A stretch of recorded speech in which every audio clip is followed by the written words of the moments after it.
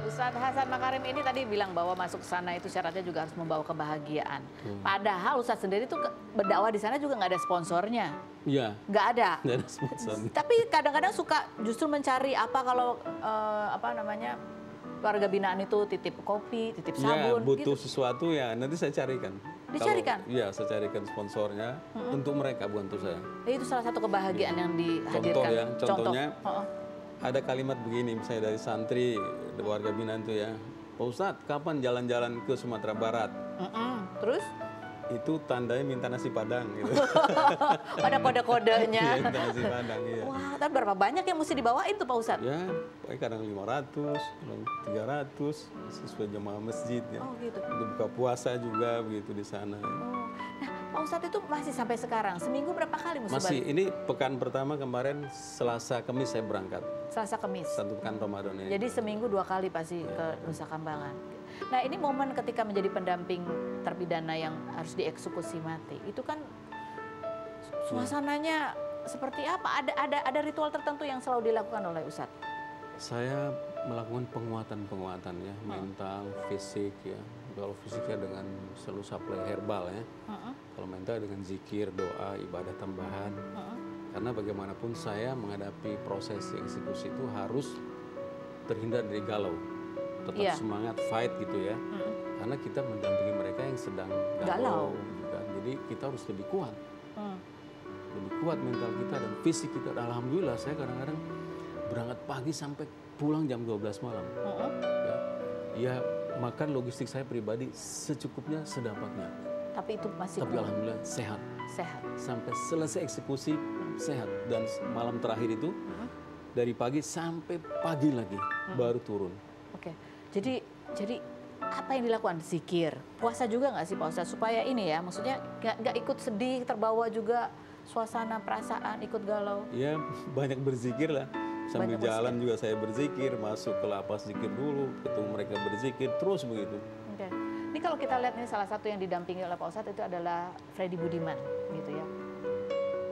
Ini apa yang paling berkesan yang masih diingat oleh Pak Ustadz mendampingi beliau? Oh, pada awal ketemu kan dia bilang, Pak Ustadz, saya mau bertobat. Itu waktu di dalam sel khusus gitu. Kemudian bercengkerama, ngobrol, enjoy gitu ya, dan semangat beribadah dengan dorongan-dorongan doa dari dia, dari kita sebagai penyemangat mereka ya. Kemudian ketika menjelang malam terakhir mau eksekusi ya, itu ada ketemu dengan petugas dari kejaksaan. Udahlah Pak, jangan lagi bicara harga dunia, harta dunia. Karena pikiran dan hati saya sudah ke akhirat. Oh, sama gitu. Beliau ini mengatakan seperti itu. Tidak lagi bicara tentang harta dunia karena pikiran dan hatinya sudah ada di akhirat. Dia sudah siap. Sudah siap. Masya Allah. Dan bentuk penghargaan waktu itu menjelang sholat asar, saya kasih dia untuk mimpin sholat asar jadi imam. Dan selalu kalau yang mau dieksekusi malam terakhir saya bawakan pakaian serba putih. Pakaian serba putih. Mereka mandi, kemudian salin semua dengan serba putih-putih. Dan satu lagi, jaga wudhu sampai dengan pelaksanaan eksekusi selesai. Kita akan kembali lagi, tetap di Rumpi No Secret.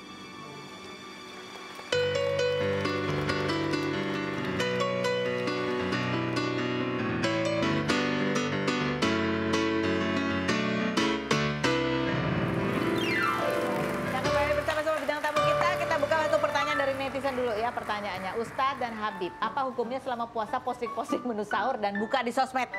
Boleh nggak Pak Ustadz? Tergantung cara menyikapinya ya. Jadi tergantung yang melihat aja gitu ya. Habib?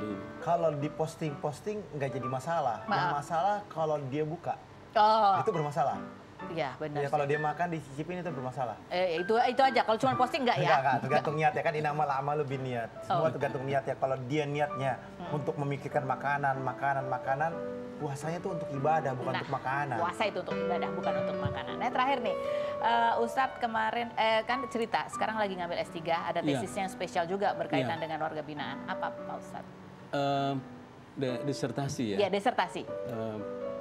Keberagamaan. Narapidana di lapas kelas 2 Kembang Kuning Nusa Kambangan, perspektifnya psikologi agama. Oke, tujuannya harapannya apa? Ke depan itu ada satu program penguatan ya, penguatan tentang pembinaan kepribadian. Dan saya didukung oleh kampus dan di UIN Seju Purwokerto ya. Bahwa ini tulisannya harus terus dikembangkan ya, karena ini sebuah kebutuhan mendasar agar mereka menjalani pidana itu enjoy, kondusif, siap mental dan siap diri untuk berubah lebih baik. Siap berubah untuk lebih baik, kalaupun bisa dikembalikan ke masyarakat, mereka juga bisa menjadi lebih baik dan memberikan dampak yang baik juga untuk ke masyarakat. Ada slogan penting. Apa itu? Hijrah? Hijrah tanpa nanti. Hijrah tanpa nanti? Taat tanpa tapi. Oh, hijrah tanpa nanti, taat tanpa tapi. Alhamdulillah, terima kasih banyak Pak Ustadz sudah hadir. Terima kasih saja, terima kasih Kalisa, terima kasih sudah hadir.